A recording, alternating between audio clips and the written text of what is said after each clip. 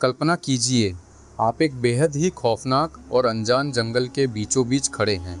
आपके पास अपनी सुरक्षा के लिए कोई हथियार नहीं है, आपके पीछे कोई फौज नहीं है और यहाँ से भागने का कोई भी रास्ता नहीं है।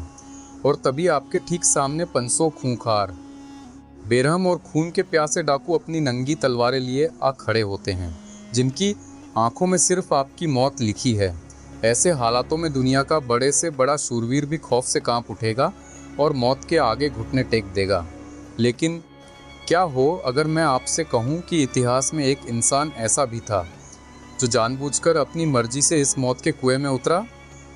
उसने अपनी म्यान से कोई तलवार नहीं निकाली, उसने एक भी कतरा खून नहीं बहाया, लेकिन फिर भी अपनी सिर्फ 5 बातों और अपने मनोवैज्ञानिक जाल से उसने उन 500 खूंखार दरिंदों के ऐसे छक्के छुड़ाए कि वो सब उसके सामने घुटनों पर आ गिरे। कैसे? एक निहत्थे इंसान ने 500 हथियारबंद दरिंदों को बिना लड़े कैसे हरा दिया। मुगल बादशाह जलालुद्दीन मोहम्मद अकबर का वो दौर, जब पूरे हिंदुस्तान में उनकी सल्तनत का डंका बजता था। बड़ी बड़ी सेनाएं अकबर के नाम से खौफ खाती थीं, लेकिन इसी ताकतवर साम्राज्य की नाक के नीचे राज्य की सीमा से लगे एक घने और अंधेरे जंगल में काला डाकू नाम की एक ऐसी भयानक दहशत पल रही थी, जिसने पूरे आगरा दरबार की नींदें उड़ा कर रख दी थी। काला डाकू और उसके 500 हथियारबंद भेड़ियों की फौज इतनी शातिर और बेरहम थी कि मुगलों के बड़े बड़े और नामी सेनापति भी उस जंगल में जाने से कांपते थे। मुगल फौज का जो भी सिपाही उन्हें पकड़ने उस जंगल में गया, वो कभी जिंदा लौट कर नहीं आया। अकबर का गुस्सा 7वें आसमान पर था। दरबार में भयंकर सन्नाटा पसरा हुआ था और हर सिपहसालार का सिर शर्म से झुका हुआ था। और तभी उस भारी सन्नाटे को चीरते हुए एक शांत लेकिन आत्मविश्वास से भरी आवाज़ गूंजी, जहाँ तलवारें काम नहीं आती, वहाँ अक्सर एक छोटी सी सुई भी कमाल कर जाती है। इन दरिंदों को ताकत से नहीं, दिमाग से पकड़ना होगा। वो आवाज़ थी हिंदुस्तान के सबसे चतुर और हाजिर जवाब इंसान बीरबल की। लेकिन सवाल यह था कि जो काम मुगलों की लाखों की फौज और भारी हथियार नहीं कर पाए, वो काम एक अकेला और निहत्था बीरबल कैसे करेगा।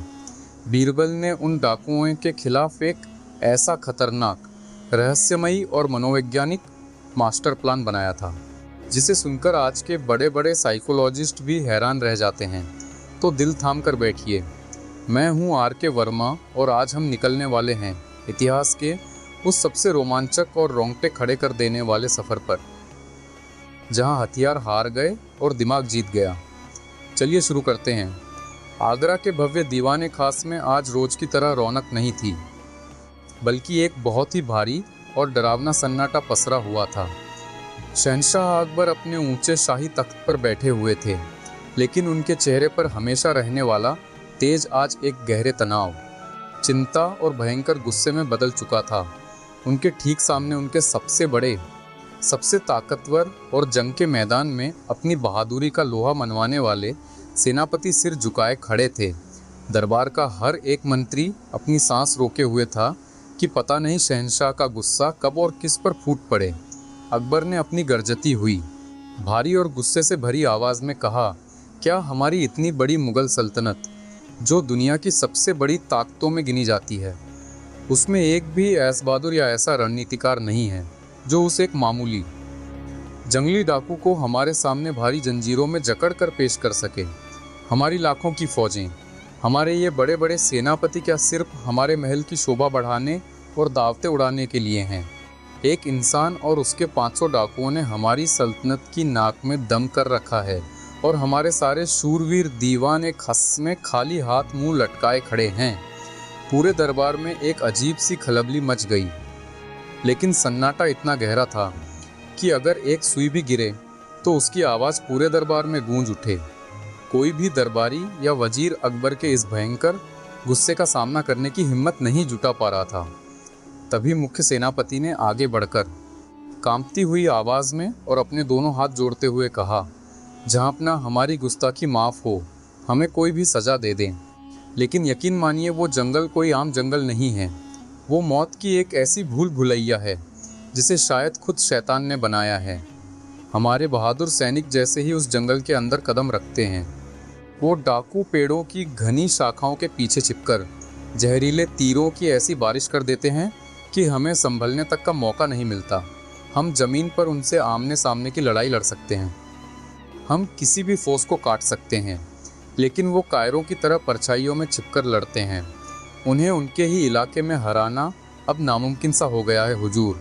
तभी दरबार के बिल्कुल आखिरी कोने से, जहां अक्सर दरबार के सबसे बुद्धिमान लोग खड़े होते थे, एक बहुत ही शांत, स्थिर, कोमल लेकिन आत्मविश्वास से भरी हुई आवाज़ गूंजी।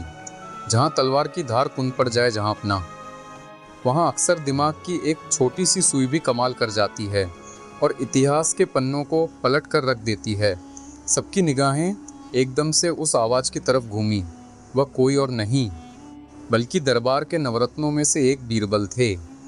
उनके चेहरे पर हमेशा की तरह एक हल्की, रहस्यमयी और बिना किसी खौफ वाली मुस्कान थी। अकबर ने बीरबल की तरफ देखा। बीरबल को देखकर उनका गुस्सा थोड़ा शांत जरूर हुआ, लेकिन उनके माथे की लकीरें और चिंता अभी भी बरकरार थी। अकबर ने एक लंबी सांस लेते हुए पूछा, बीरबल, क्या तुम उस खूंखार शैतान को, उस वहशी दरिंदे को कोई मामूली चुनौती समझ रहे हो? 500 हथियारबंद और क्रूर दरिंदे हैं वो, जिनके पास न दया है न धर्म। क्या तुम्हारी मीठी बातों से उनकी उठी हुई तलवारें रुक जाएंगी? क्या वो तुम्हारी समझदारी देखकर हथियार डाल देंगे? बीरबल धीरे धीरे और बहुत ही शालीनता से चलते हुए अकबर के शाही तख्त के बिल्कुल करीब आए। उन्होंने अदब से सिर झुकाया और फिर अकबर की आंखों में देखते हुए बोले, जहां अपना, उस जंगल के दरिंदों को उनकी ताकत से नसी, बल्कि उनके ही घमंड और हमारे दिमाग से पकड़ना होगा। वो अपनी शारीरिक ताकत के नशे में इस कदर चूर हैं कि उन्हें लगता है दुनिया में उन्हें कोई हरा नहीं सकता। और यकीन मानिए जहां अपना, इंसान का सबसे बड़ा भ्रम और उसकी सबसे बड़ी कमजोरी ही उसका यह अहंकार होता है। मैं कल सुबह सूरज निकलने से पहले बिल्कुल अकेले और बिना किसी हथियार के उस खौफनाक जंगल में जाऊंगा। यह सुनते ही पूरे दरबार में एक भयंकर खलबली मच गई। वजीर आपस में खुसुर फुसुर करने लगे। एक अकेला इंसान बिना किसी सिपाही, बिना किसी ढाल और बिना किसी तलवार के 500 खूंखार डाकुओं के बीच जाएगा, यह बहादुरी नहीं, यह तो सीधे सीधे मौत के कुएं में छलांग लगाने वाली बात थी। यह तो आत्महत्या का सबसे भयानक तरीका था। खुद अकबर भी अपनी जगह से खड़े हो गए। उन्होंने चौंक कर और थोड़ी फिक्र के साथ कहा, तुम पूरी तरह से पागल हो गए हो बीरबल। तुम अकेले जाओगे बिना किसी फौज के? यह तो जानबूझकर अपनी गर्दन कटवाने वाली बात है। हम तुम्हें मरने की इजाज़त नहीं दे सकते। तभी बीरबल ने अकबर के बिल्कुल करीब जाकर फुसफुसाते हुए एक ऐसा गहरा, मनोवैज्ञानिक और रहस्यमय तथ्य बताया, जो इस पूरी कहानी के बिल्कुल आखिरी हिस्से में जाकर उन 500 डाकुओं की पूरी तबाही और बर्बादी का सबसे बड़ा और इकलौता कारण बनने वाला था। बीरबल ने बहुत ही धीमी लेकिन बेहद गंभीर आवाज़ में शहंशाह को समझाते हुए कहा, हुजूर, मानव मनोविज्ञान का एक बहुत बड़ा और कड़वा सच है जिसे अक्सर ताकतवर लोग भूल जाते हैं।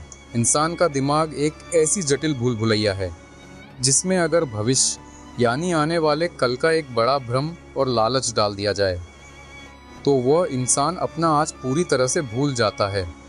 जब किसी इंसान के मन में लालच और किसी काल्पनिक कल की उम्मीद पैदा कर दी जाती है तो उसके सोचने समझने की विश्लेषणात्मक ताकत शून्य हो जाती है। उसका दिमाग एक साथ खतरे और भविष्य के लालच को नहीं समझ पाता। मैं उन 500 डाकुओं के दिमाग में कल और लालच का एक ऐसा जहरीला बीज बोऊंगा जो उन्हें आज में ही मानसिक रूप से पूरी तरह पंगु बना देगा। उनके हाथों में भारी हथियार तो जरूर होंगे हुजूर, लेकिन उन्हें कब, कहां और किस पर चलाना है, वो इसकी सुध-बुध पूरी तरह खो बैठेंगे। वो आपस में ही उलझ जाएंगे। यह वो अचूक मनोवैज्ञानिक सत्य था जो आगे चलकर बीरबल का सबसे बड़ा, सबसे धारदार और सबसे अदृश्य हथियार बनने वाला था। एक ऐसा हथियार जिसे डाकू देख ही नहीं सकते थे। दोस्तों, कहानी के इस बेहद रोमांचक और दिल दहला देने वाले मोड़ पर पहुंचकर क्या आपको भी बीरबल की इस गजब की निडरता और उनके इस अद्भुत दिमाग ने हैरान कर दिया है?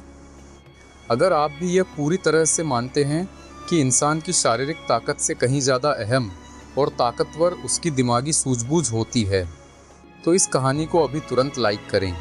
हमें कमेंट में अपनी राय ज़रूर बताएं कि क्या आपने भी कभी अपनी ज़िंदगी के किसी मुश्किल हालातों में फंसने पर शारीरिक बल की जगह अपनी सूझबूझ और शांति से काम लिया है। बीरबल के इस अद्भुत, रोमांचक और मौत से खेलने वाले सफ़र में हमारे साथ अंत तक बने रहने के लिए इस वीडियो को अपने दोस्तों और परिवार के साथ शेयर करें और हमारे चैनल को सब्सक्राइब करना बिल्कुल ना भूलें, क्योंकि असली दिमागी खेल और खौफ का मंजर तो बस अब शुरू ही होने वाला है। अगली सुबह जब आसमान में सूरज की पहली लाल किरण ने आगरा के लाल किले की प्राचीर को छुआ भी नहीं था, बीरबल अपने एक बेहद साधारण घोड़े पर सवार होकर उस खौफनाक और मनहूस जंगल की तरफ निकल पड़े। उन्होंने अपने शरीर पर मुगल दरबार का कोई कीमती कपड़ा या लोहे का कोई भारी जिरह बख्तर नहीं पहना था।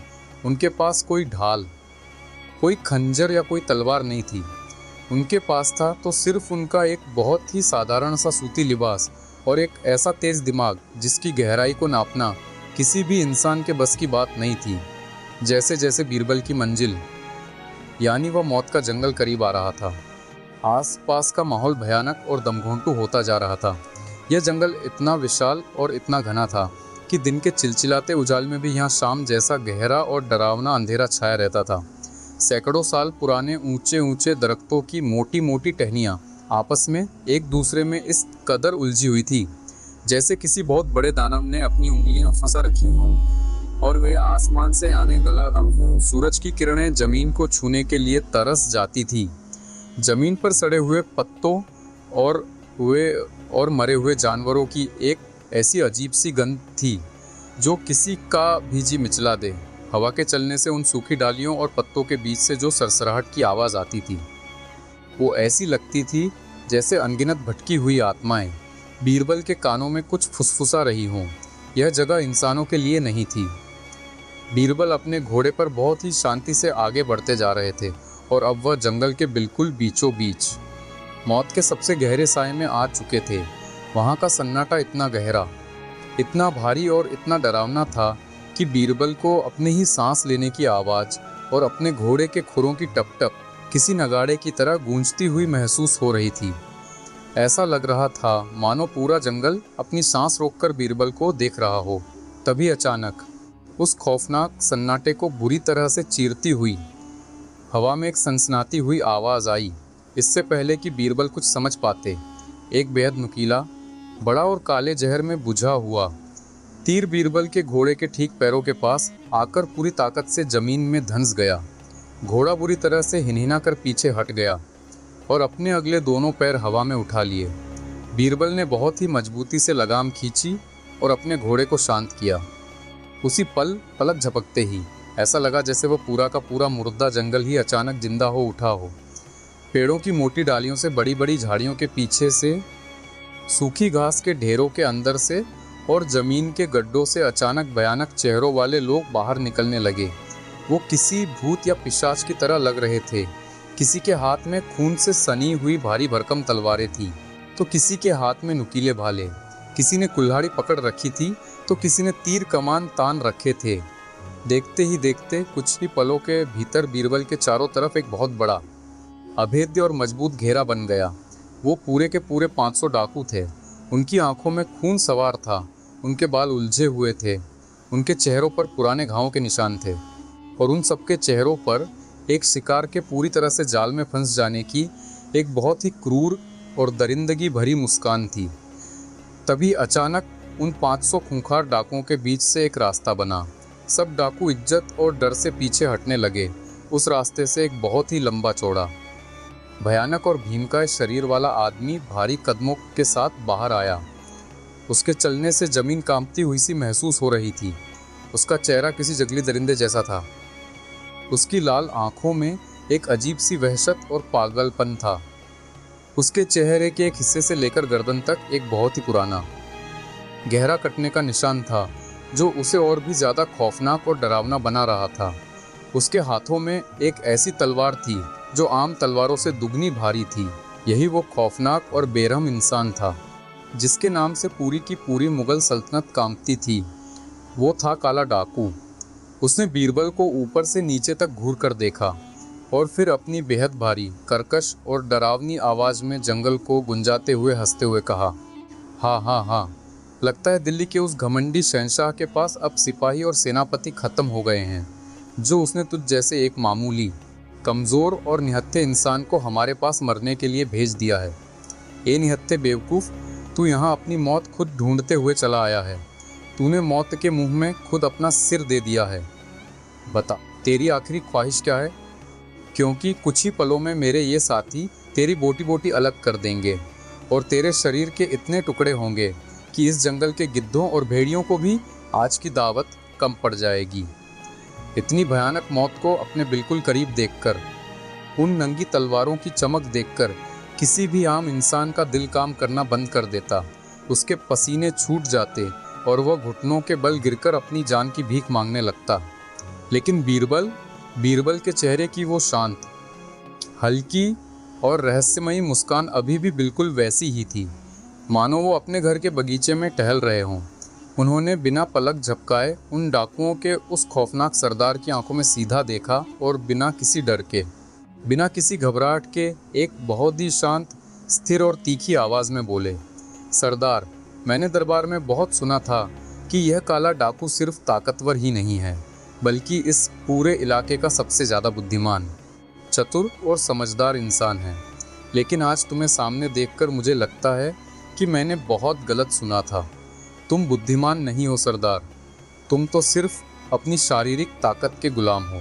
तुम्हारे पास शरीर तो है, लेकिन तुम्हारे पास वो दिमाग नहीं है जो एक राजा के पास होना चाहिए। यह बात सुनकर काला डाकू ठिठक गया। आज तक किसी ने उसकी आंखों में आंखें डालकर ऐसी बात नहीं कही थी। यह सुनकर उसका अहंकार बुरी तरह से आहत हो गया। वह गुर्राते हुए एक भूखे शेर की तरह 2 कदम आगे बढ़ा और अपनी तलवार बीरबल की गर्दन के बिल्कुल करीब करते हुए बोला, तेरी यह मजाल कि तू मेरी अक्ल, मेरे दिमाग पर शक करे। मेरी इसी बुद्धि के आगे बड़े बड़े मुगल सेनापतियों के घुटने टिक जाते हैं। मैंने मुगलों की पूरी फौज को इसी दिमाग से इस जंगल की खाक छानने पर मजबूर किया है और उन्हें कुत्तों की मौत मारा है। बीरबल ने यही मौका देखकर अपनी मनोवैज्ञानिक चाल चलते हुए बहुत ही सहजता से कहा, अगर तुम वाकई खुद को इतने ही बुद्धिमान मानते हो सरदार, तो मैं मरने से पहले तुम्हें और तुम्हारी पूरी फौज को एक खुली चुनौती देना चाहता हूँ। मेरे पास 5 ऐसी रहस्यमयी और अनसुलझी पहेलियाँ हैं जिन्हें आज तक दुनिया का कोई भी बड़े से बड़ा विद्वान या ज्ञानी नहीं सुलझा पाया है। अगर तुम और तुम्हारे ये 500 बहादुर साथी मिलकर मेरी इन 5 पहेलियों का सही जवाब दे देते हैं, तो मैं पूरी ज़िंदगी के लिए मान लूँगा कि तुम ही इस दुनिया के सबसे बड़े बुद्धिमान हो और फिर तुम बड़े शौक से मेरी जान ले लेना, मुझे कोई ऐतराज़ नहीं होगा। लेकिन अगर तुम और तुम्हारी ये पूरी फौज मिलकर भी मेरे सवालों का जवाब नहीं दे पाए, तो तुम्हें मेरे सामने अपनी हार माननी पड़ेगी। उन अनपढ़ और जंगली डाकुओं को हमेशा से ही अपनी ताकत और अपनी कुटिल चालाकी पर बहुत बड़ा नाज होता था। काला डाकू को लगा कि एक मरने वाला इंसान जो कुछ ही पलों में लाश बनने वाला है, वह कितनी ही मुश्किल पहेली पूछ लेगा। उसे लगा कि यह तो बहुत ही आसान सा खेल है और इससे उसका रुतबा अपने साथियों की नज़रों में और भी ज़्यादा बढ़ जाएगा।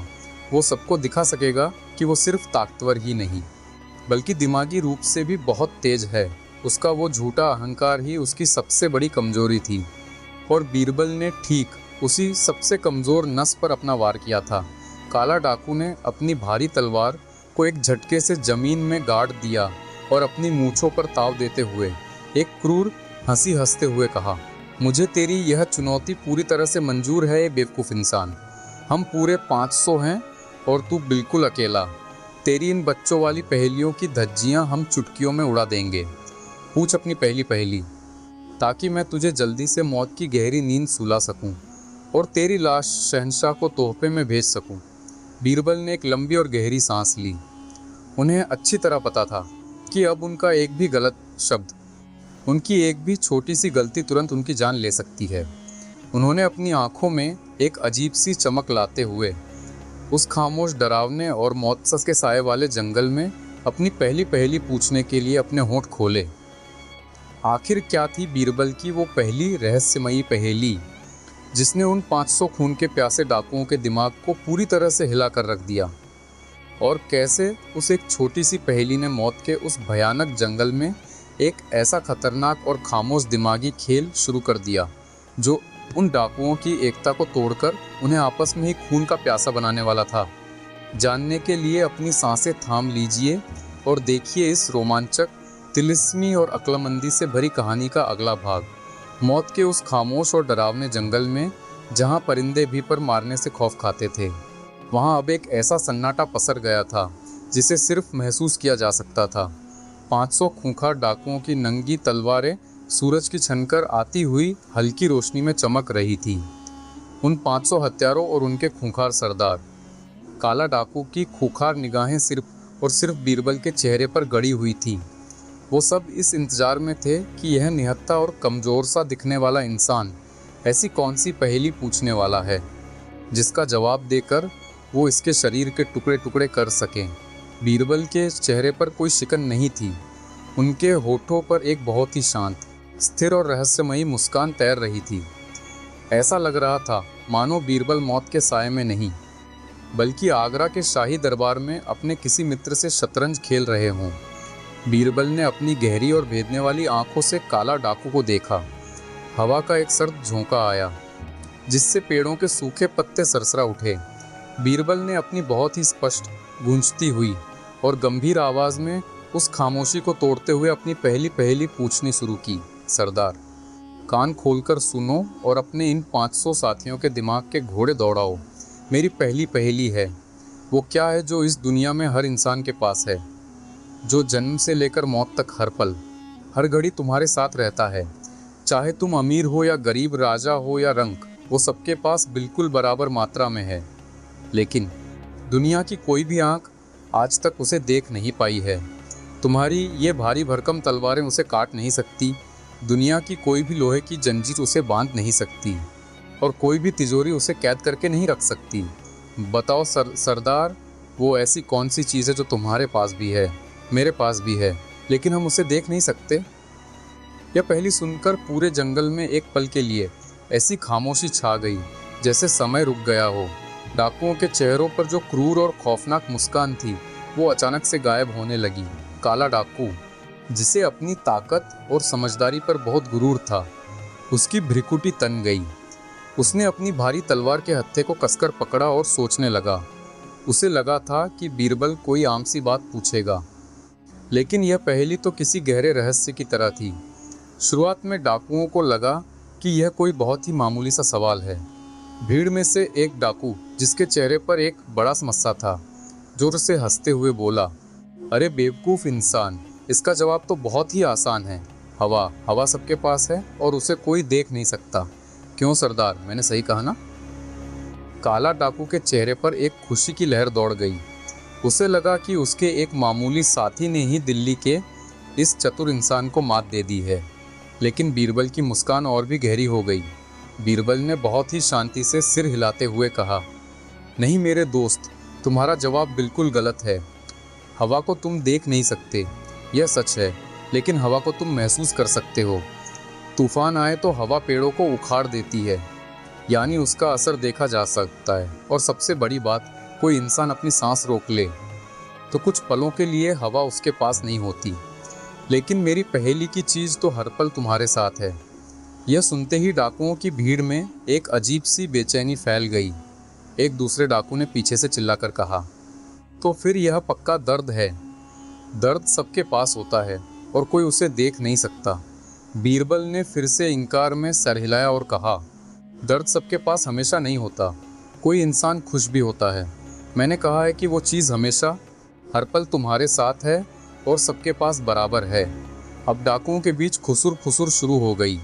वो आपस में बहस करने लगे। कोई कहता आत्मा, कोई कहता परछाई, तो कोई कहता नींद। लेकिन बीरबल हर जवाब को बहुत ही सटीक तर्क के साथ गलत साबित कर रहे थे। परछाई अंधेरे में साथ छोड़ देती है, नींद हर वक्त नहीं रहती, और आत्मा को लेकर सबके अपने अपने मतभेद हैं। धीरे धीरे वो 500 खूंखार डाकू, जो अब तक सिर्फ खून बहाना जानते थे, वो पहली बार अपने दिमाग पर जोर डाल रहे थे। उनकी तलवारों की पकड़ ढीली पड़ने लगी थी और उनके चेहरों पर पसीने की बूंदें झलकने लगी थीं। काला डाकू का गुस्सा अब 7वें आसमान पर पहुंच रहा था। उसे बर्दाश्त नहीं हो रहा था कि एक अकेला निहत्था आदमी उसके 500 साथियों को इस तरह शब्दों के जाल में उलझा कर बेवकूफ़ बना रहा है। उसने झल्लाते हुए अपने साथियों पर चिल्लाकर कहा, अरे खामोश हो जाओ तुम सब। कैसे बेवकूफ़ों की फौज पाल रखी है मैंने। एक छोटी सी पहेली का जवाब नहीं दे पा रहे हो, मुझे सोचने दो। लेकिन काला डाकू का दिमाग भी सुन पड़ चुका था। उसका पूरा जीवन लूटमार और मारकाट में बीता था। इस तरह के बौद्धिक और दार्शनिक सवालों का सामना उसने कभी किया ही नहीं था। वह जितनी कोशिश करता, उसका दिमाग उतना ही उलझता जाता। काफ़ी देर तक पूरा जंगल डाकुओं के गलत जवाबों और उनकी आपसी बहस का गवाह बनता रहा। दोस्तों, कहानी के इस रोमांचक मोड़ पर क्या आपके दिमाग में इस पहली पहेली का सही जवाब आ गया था? क्या आप बीरबल की इस चतुराई को समझ पाए? अगर आपने डाकुओं से पहले ही इसका जवाब सोच लिया था तो अभी वीडियो को रोककर कमेंट बॉक्स में अपना जवाब ज़रूर लिखें और इस वीडियो को लाइक करें। साथ ही ऐसी ही दिमागी कसरत और रोमांच से भरी कहानियों के सफ़र में हमारे साथ बने रहने के लिए चैनल को सब्सक्राइब करें और इस वीडियो को अपने दोस्तों के साथ शेयर करें ताकि वो भी अपनी बुद्धि का परीक्षण कर सकें। चलिए अब देखते हैं कि बीरबल ने कैसे उन डाकुओं का घमंड तोड़ा। जब बहुत देर हो गई और डाकुओं की तरफ से कोई भी सही जवाब नहीं आया तो काला डाकू ने अपनी हार छुपाते हुए गुस्से से फुफकारते हुए कहा, बस बहुत हुआ तेरा यह दिमागी खेल। तू ज़रूर कोई जादू टोना कर रहा है। ऐसी कोई चीज़ इस दुनिया में बनी ही नहीं है जो सबके पास हो और दिखाई न दे। तू झूठ बोल रहा है। मैं अभी तेरी गर्दन धड़ से अलग करता हूँ। काला डाकू ने अपनी भारी तलवार उठाई थी कि बीरबल ने अपना हाथ आगे करते हुए बहुत ही रौबदार आवाज़ में कहा, रुक जाओ सरदार, अपनी हार को अपनी तलवार के पीछे मत छुपाओ। तुमने चुनौती स्वीकार की थी। तुमने मान लिया है कि तुम जवाब नहीं जानते। अब सुनो इस पहेली का सही जवाब। वो चीज़ जो सबके पास है लेकिन कोई उसे देख नहीं सकता, वो है समय यानी वक्त। यह शब्द सुनते ही पूरे जंगल में एक अजीब सी स्तब्धता छा गई।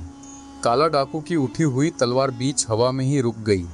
बीरबल ने अपनी बात को समझाते हुए आगे कहा, समय एक ऐसी चीज़ है सरदार जो इस दुनिया के हर इंसान के पास है। एक गरीब भिखारी के पास भी दिन के उतने ही पहर होते हैं जितने दिल्ली के शहंशाह अकबर के पास हैं। समय हर पल तुम्हारे साथ चल रहा है, तुम्हारे जन्म से लेकर तुम्हारी मौत तक। लेकिन क्या तुमने कभी समय को अपनी आंखों से देखा है? नहीं। तुम उसे ना तो अपनी इस लोहे की तलवार से काट सकते हो और ना ही तुम अपने लूटे हुए खजाने की तिजोरी में उसे कैद करके रख सकते हो। समय ही सबसे बड़ा बलवान है और तुम उस समय के सामने पूरी तरह से लाचार हो। बीरबल के इन शब्दों में एक ऐसा दर्शन और एक ऐसा कड़वा सच छुपा था जिसने उन अनपढ़ डाकुओं के दिलों में एक अजीब सा खौफ पैदा कर दिया। काला डाकू को पहली बार यह एहसास हुआ कि उसके सामने खड़ा इंसान कोई मामूली इंसान नहीं है। उसकी बातों में जो गहराई थी वह किसी भी धारदार हथियार से ज़्यादा खतरनाक थी। डाकुओं का वो अटूट आत्मविश्वास जिससे वो कुछ देर पहले गुर्रा रहे थे अब डगमगाने लगा था। उन्हें अंदर ही अंदर यह महसूस होने लगा था कि शारीरिक ताकत के मामले में तो वो शेर हैं, लेकिन दिमागी ताकत के मामले में वो इस इंसान के सामने सिर्फ और सिर्फ कठपुतलियाँ हैं। लेकिन बीरबल रुकने वाले नहीं थे। उन्होंने अपने मनोवैज्ञानिक खेल की नींव रख दी थी और अब वक्त था उन डाकुओं के बीच दरार डालने का। बीरबल ने उन डाकुओं को संभलने का एक भी मौका दिए बिना तुरंत ही अपनी दूसरी पहेली उनके सामने फेंक दी। सरदार, तुमने पहली पहेली में हार मान ली, लेकिन याद रखना शर्त 5 पहेलियों की थी। अब मेरी दूसरी पहेली ध्यान से सुनो। ये पहेली तुम्हारे वजूद से जुड़ी है। बीरबल ने एक कदम आगे बढ़ाया। डाकू जो अब तक बीरबल को घेर कर खड़े थे वो अनजाने में ही बीरबल के उस एक कदम से थोड़ा पीछे खिसक गए। यह बीरबल के मानसिक दबदबे की पहली जीत थी। बीरबल ने अपनी आवाज़ को थोड़ा और रहस्यमयी बनाते हुए कहा, मेरी दूसरी पहेली है। वो क्या है जो जैसे जैसे बढ़ती है वैसे वैसे कम होती जाती है? जरा सोचो सरदार, इस दुनिया का नियम है कि जो चीज़ बढ़ती है वो बड़ी होती है, उसका आकार बढ़ता है। दौलत बढ़ती है तो खजाना बढ़ता है, पेड़ बढ़ता है तो उसकी ऊंचाई सी बढ़ती है, ताकत बढ़ती है तो खौफ बढ़ता है। लेकिन यह इस ब्रह्मांड की एकमात्र ऐसी अजीबोगरीब चीज़ है जो जितनी ज़्यादा बढ़ती है असल में वह उतनी ही ज़्यादा कम होती जाती है। बताओ वो क्या है? यह दूसरी पहेली तो पहले वाली से भी ज़्यादा उलझाने वाली थी। डाकुओं के दिमाग के परखच्चे उड़ गए। यह कैसा विरोधाभास था? कोई चीज़ बढ़ रही है और साथ ही साथ कम भी हो रही है। यह बात उनके सीधे और क्रूर दिमाग की समझ से बिल्कुल बाहर थी। काला डाकू का दिमाग अब फटने लगा था। वह अपने भारी हाथों से अपने सिर को खुजलाने लगा। उसकी आंखों में जो वहशत थी वो अब भयंकर उलझन और झुंझलाहट में बदल चुकी थी। उसने मुड़कर अपने उन 500 साथियों की तरफ देखा जो सबके सब बुत बने खड़े थे और आसमान की तरफ देखकर कुछ बुदबुदा रहे थे। तभी भीड़ में से एक डाकू ने बड़ी खुशी से चिल्लाकर कहा, कर्ज, कर्जा सरदार, कर्ज बढ़ता है तो हमारी इज्जत कम होती जाती है। यह सुनते ही उसके पास खड़े दूसरे डाकू ने उसके सिर पर एक जोर की चपत लगाई और कहा, अबे मूर्ख, इज्जत कम होती है, कर्ज तो बढ़ता ही रहता है ना। पहेली यह है कि वो चीज़ खुद कम होनी चाहिए। तेरा दिमाग घास चरने गया है क्या? तभी एक तीसरा डाकू अपनी कुल्हाड़ी लहराते हुए बोला, अरे मुझे पता है, वो अंधेरा है। अंधेरा बढ़ता है तो रोशनी कम होती है। फिर से डाकुओं के बीच बहस छिड़ गई। अबे गधे, रोशनी कम होती है, अंधेरा तो बढ़ ही रहा है ना। एक चौथा डाकू चिल्लाया। देखते ही देखते वो 500 डाकू जो कुछ देर पहले एक बहुत ही अनुशासित और खूंखार फौज की तरह बीरबल को घेर कर खड़े थे, अब वो एक अनपढ़ और बेवकूफ़ों की भीड़ में तब्दील हो चुके थे। उनका ध्यान पूरी तरह से बीरबल और उसे मारने के मकसद से हट चुका था। अब उनके लिए सबसे बड़ा मुद्दा यह बन गया था कि कौन इस पहेली का सही देकर सरदार की नज़रों में सबसे समझदार साबित हो सकता है। हर डाकू अपना एक अलग और बेतुका सा जवाब दे रहा था और दूसरा डाकू उसके जवाब का मजाक उड़ा रहा था। जो डाकू जीवन भर साथ मिलकर लूटपाट करते थे, जो एक दूसरे के लिए जान देने की कस्में खाते थे, वो अब एक मामूली सी पहेली के जवाब पर एक दूसरे को गालियां देने लगे थे। बात यहाँ तक पहुँच गई कि कुछ डाकुओं ने गुस्से में आकर एक दूसरे को धक्का देना शुरू कर दिया। उनके हथियारों की खनखनाहट अब बीरबल को डराने के लिए नहीं, बल्कि आपस में भिड़ने की वजह से हो रही थी। तू सबसे बड़ा बेवकूफ़ है, एक ने कहा। तेरी तो मैं अभी जुबान काट दूंगा, मुझे मूर्ख बोलता है।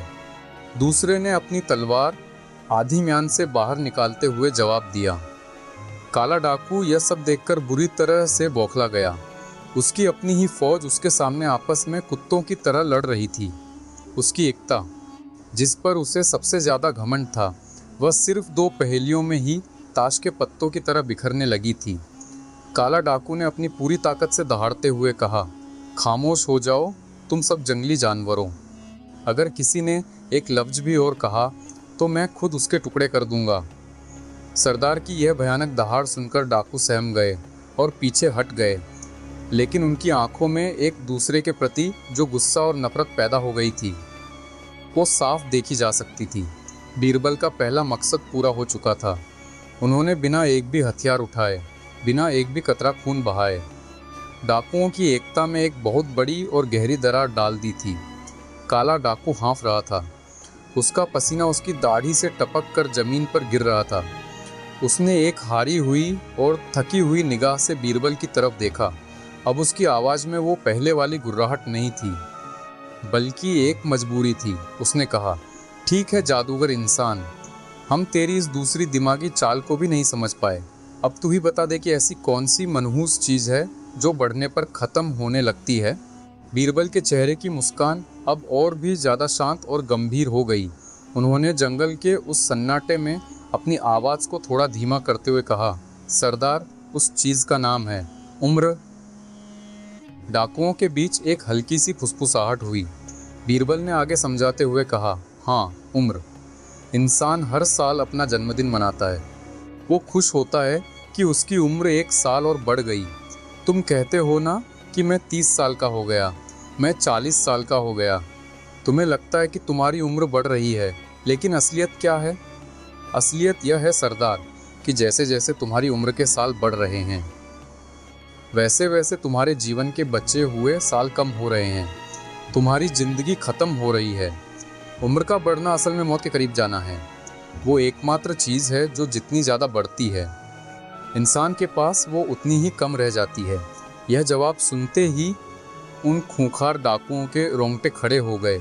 मौत का व्यापार करने वाले उन दरिंदों को पहली बार अपनी ही मौत का एक बहुत ही मनोवैज्ञानिक और डरावना एहसास हुआ। उम्र और मौत के इस गहरे फलसफे ने उनके दिमाग पर हथौड़े जैसी चोट की थी। वो अचानक से खुद को बहुत ही कमज़ोर और असहाय महसूस करने लगे। उनकी तलवारें, जिनकी चमक से वो लोगों को डराते थे, अब उन्हें लोहे के बेजान टुकड़ों से ज़्यादा कुछ नहीं लग रही थी। उनका मनोबल पूरी तरह से टूट रहा था। उन्हें लगने लगा था कि उनके सामने खड़ा या सीधा सादा इंसान कोई देवदूत या कोई मायावी ताकत है जो उनके दिमाग के साथ खेल रहा है। बीरबल बहुत ही बारीकी से उनके चेहरों के बदलते हुए भावों को पढ़ रहे थे। उन्हें पता था कि डाकुओं को मानसिक रूप से थका देना ही काफ़ी नहीं है जब तक उनके अंदर का सबसे बड़ा और सबसे काला लालच नहीं जागेगा, तब तक वो पूरी तरह से एक दूसरे के खिलाफ नहीं होंगे। बीरबल ने अपने तर्कस से अब अपना तीसरा और सबसे खतरनाक मनोवैज्ञानिक तीर निकालने का फैसला किया। अब तक बीरबल ने अपनी समझदारी से उन खूंखार डाकुओं का दिमागी संतुलन पूरी तरह से हिला कर रख दिया था। उनका घमंड टूट चुका था और उनकी एकता में दरार आ चुकी थी। लेकिन असली तबाही तो अब शुरू होने वाली थी। बीरबल को पता था कि हर डाकू की सबसे बड़ी कमज़ोरी क्या होती है।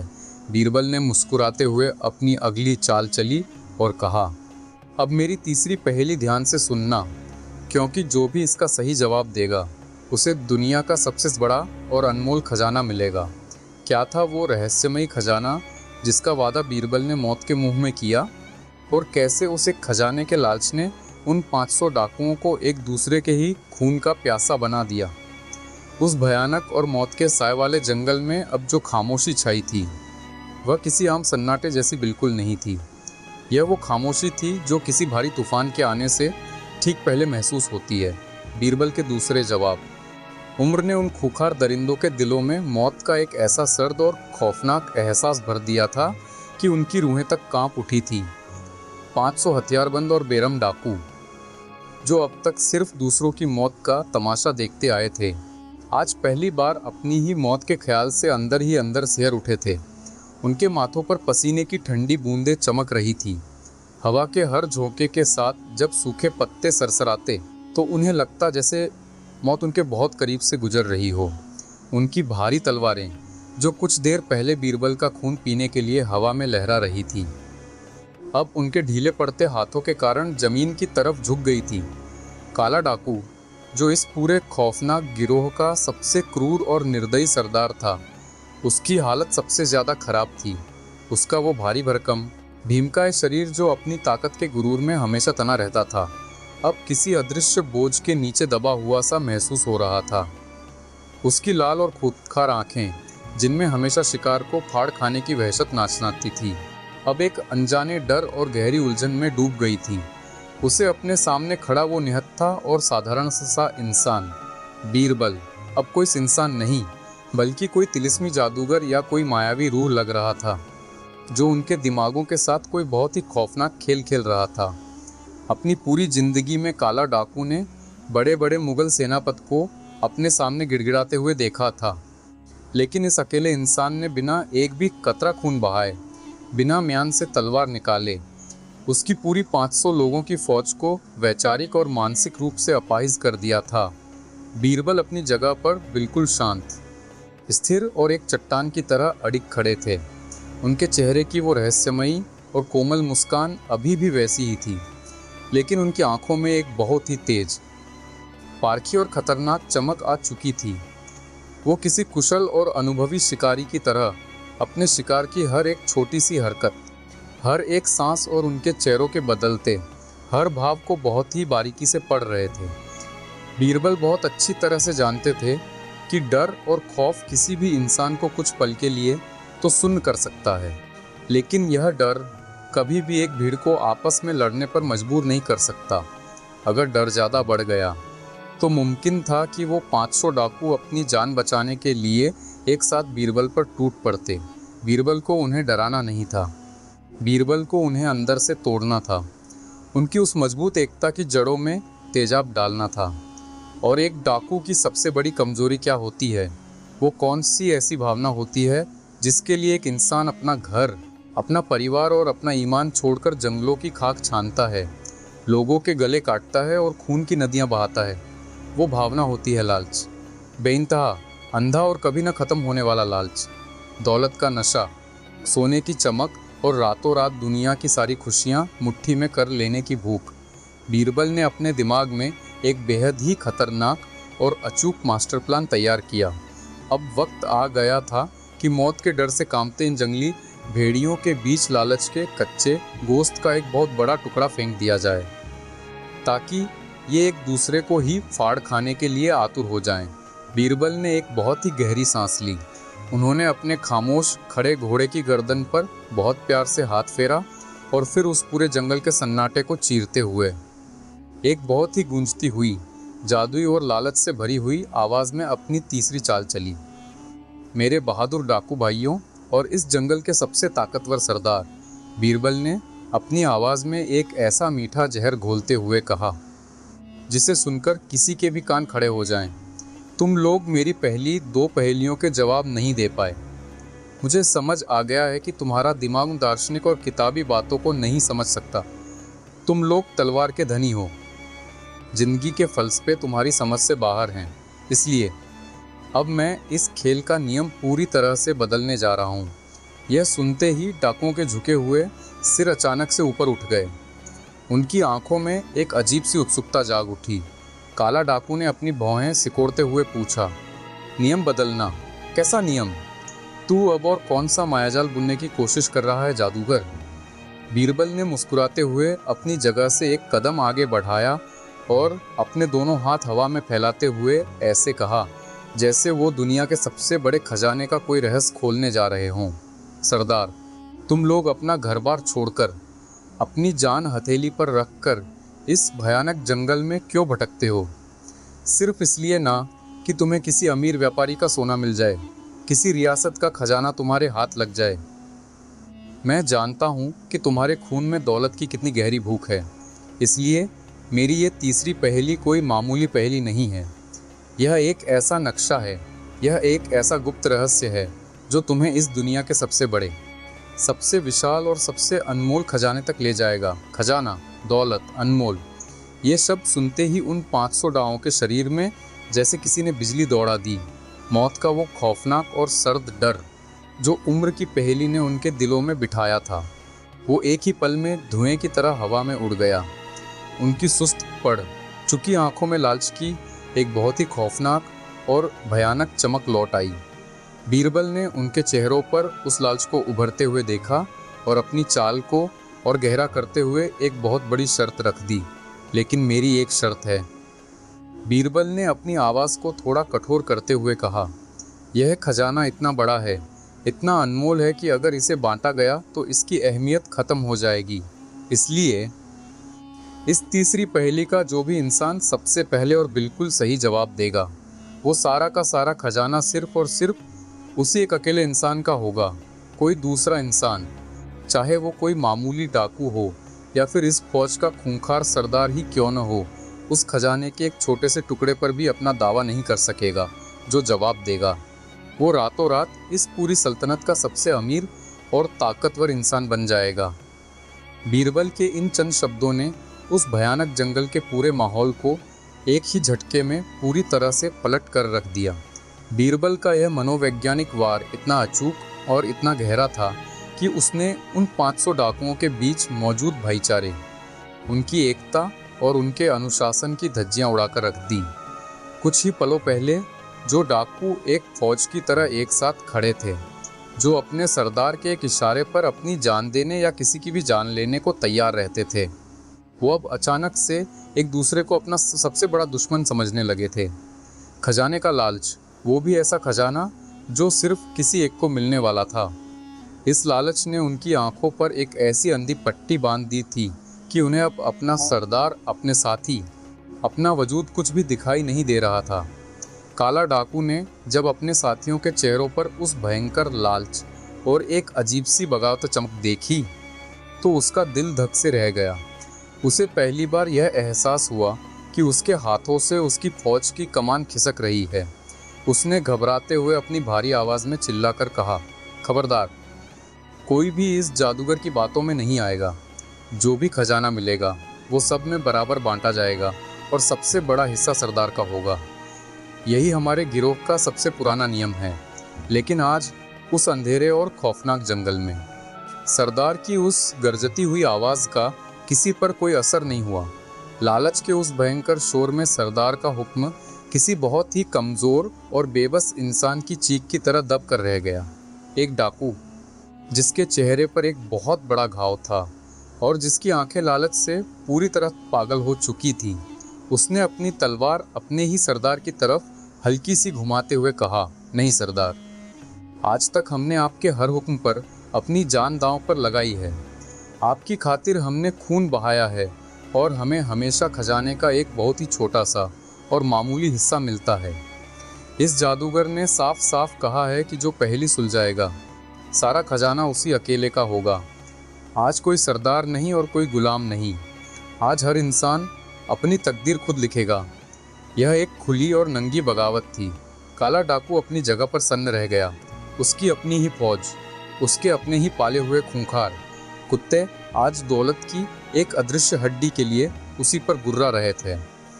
बीरबल इस पूरे तमाशे को देखकर अंदर ही अंदर मुस्कुरा रहे थे। उनका बुना हुआ लालच का यह मायाजाल बिल्कुल उसी तरह से काम कर रहा था जैसा उन्होंने सोचा था। बीरबल ने उस बढ़ती हुई गहमागहमी और आपसी लड़ाई के बीच अपनी आवाज़ को और भी ज़्यादा बुलंद किया और कहा, तो फिर कान खोलकर सुनो मेरी तीसरी पहेली। अपना अपना दिमाग लगाओ और अपनी किस्मत आजमाओ। मेरी पहेली है, वो कौन सा ऐसा खजाना है जो दुनिया के किसी भी सोने चांदी से कहीं ज़्यादा अनमोल है। वो ऐसा खजाना है जिसे तुम जितना ज़्यादा दूसरों को दोगे, जितना ज़्यादा बांटोगे, वह घटने की बजाय उतना ही ज़्यादा बढ़ता चला जाएगा। और सबसे बड़ी बात, दुनिया का कोई भी शातिर से शातिर चोर, कोई भी खूंखार से खूंखार डाकू, कोई भी बड़ी से बड़ी और ताकतवर फौज उसे कभी चुरा नहीं सकती, उसे कभी लूट नहीं सकती। उसे ताले में रखने की कोई ज़रूरत नहीं पड़ती। बताओ, वो ऐसा कौन सा जादुई और सुरक्षित खजाना है। पहेली के ख़त्म होते ही जंगल में एक ऐसा भयंकर तूफान सा आ गया जैसे किसी ने भूखे जंगली जानवरों के पिंजरे खोल दिए हों। हर एक डाकू का दिमाग खजाने की उस काल्पनिक तस्वीर में पूरी तरह से डूब गया था। उनके सामने सोने की मोहरों के पहाड़, कीमती हीरे जवाहरात, चमकदार रेशमी कपड़े और दुनिया की तमाम सुख सुविधाएं नाचने लगी थीं। हर कोई बस यही चाहता था कि वो सबसे पहले इस पहेली का जवाब दे और वो सारा का सारा खजाना सिर्फ उसका हो जाए। एक बहुत ही दुबले पतले लेकिन शातिर डाकू ने सबसे पहले छलांग लगाते हुए और आसमान की तरफ हाथ उठाते हुए पूरी ताकत से चिल्लाकर कहा, मैंने सुलझा लिया। मुझे पता है, वो पारस पत्थर है। पारस पत्थर ही वो खजाना है जिससे जो भी लोहा छुआ वो सोना बन जाता है। उसे कोई चुरा नहीं सकता क्योंकि वो जादू से काम करता है। खजाना मेरा हुआ, वो पारस पत्थर मुझे मिलेगा। उसके ऐसा कहते ही एक दूसरे भारी भरकम डाकू ने, जिसके हाथ में एक बड़ी सी कुल्हाड़ी थी, उसे जोर से धक्का देकर जमीन पर गिरा दिया और गुर्राते हुए बोला, अबे चुप कर बेवकूफ़, पारस पत्थर तो चुराया जा सकता है ना। अगर पारस पत्थर है तो मैं अभी तेरी गर्दन काटकर उसे तुझसे छीन लूँगा। वो खजाना कोई जादुई चिराग है जिससे कोई जिन्न निकलता है। वो खजाना मेरा है। मैं सबसे पहले उस जिन्न को अपना गुलाम बनाऊंगा। तीसरे ने अपनी तलवार निकालकर हवा में लहराई और चीखते हुए कहा, तुम सब मूर्ख हो। वो कोई गड़ा हुआ पुराना खजाना है जिस पर किसी सांप का पहरा है। मैं उस सांप को मारूंगा और वो सारा खजाना मैं लूँगा। कोई मेरे बीच में नहीं आएगा, वरना मैं उसकी बोटी बोटी काट दूंगा। देखते ही देखते वो पूरा का पूरा खौफनाक जंगल एक भयंकर और बेकाबू रणभूमि में बदल गया। वो 500 डाकू जो अब तक मुगल सल्तनत के लिए एक बहुत बड़ा सिरदर्द बने हुए थे, जो अपनी एकता और अपने खौफ के लिए जाने जाते थे, वो आज दौलत के एक ऐसे झूठे और काल्पनिक लालच में अंधे हो चुके थे कि एक दूसरे की जान लेने पर उतारू हो गए थे। हर तरफ गालियों का शोर था खजाना मेरा है, मैं तुझे जिंदा नहीं छोड़ूंगा। अगर तूने जवाब दिया तो मैं तेरा सिर धड़ से अलग कर दूंगा। जैसी भयानक आवाज़ें पूरे जंगल में गूंजने लगी थी। उनके हथियार, जो बीरबल का खून बहाने के लिए म्यान से बाहर आए थे, अब वो एक दूसरे के सीनों पर तन चुके थे।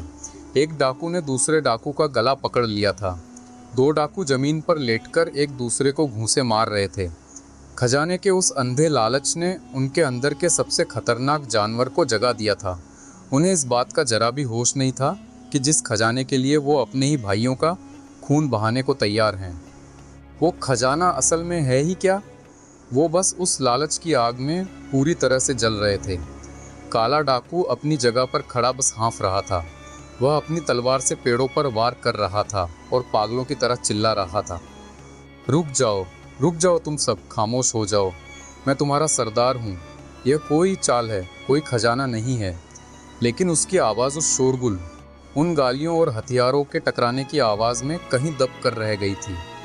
उसका रुतबा, उसका वो भयानक खौफ जो उसने सालों की मेहनत और क्रूरता से बनाया था, वो सब आज बीरबल की एक छोटी सी दिमागी चाल के सामने मिट्टी में मिल चुका था। उसकी फौज अब उसकी नहीं रही थी। वो अब सिर्फ दौलत के भूखे भेड़ियों का एक झुंड बन चुके थे जो एक दूसरे को नोच खाने के लाए बेकरार थे। बीरबल इस पूरे पागलपन को बहुत ही शांति से देख रहे थे। उनकी आंखों में जीत की एक बहुत ही स्पष्ट और गहरी चमक आ चुकी थी। उन्होंने देखा कि वो डाकू अब एक दूसरे को मारने ही वाले हैं। उनका मकसद खून खराबा करना नहीं था, बल्कि उन्हें मानसिक रूप से परास्त करके जिंदा पकड़वाना था। जब बीरबल को लगा कि डाकुओं का दिमागी संतुलन पूरी तरह से टूट चुका है और अब वो कभी भी एक होकर लड़ नहीं पाएंगे, तब बीरबल ने अपने घोड़े को थोड़ा आगे बढ़ाया और अपनी एक ऐसी तेज, गूंजती हुई और कड़कदार आवाज़ निकाली जो किसी बादलों की गरज जैसी थी, बस खामोश हो जाओ तुम सब बेवकूफ़ों। बीरबल की उस अचानक और इतनी तेज गरजदार आवाज़ ने एक पल के लिए पूरे जंगल में फिर से सन्नाटा कर दिया। जो डाकू एक दूसरे का गला दबा रहे थे, उनके हाथ दीवानाल लुपाए। जो तलवारें हवा में उठी हुई थीं, वो वहीं रुक गई। सब की सब लालची और खौफनाक आंखें पलटकर बीरबल की तरफ देखने लगी। उनके सीने तेज तेज सांस लेने की वजह से ऊपर नीचे हो रहे थे।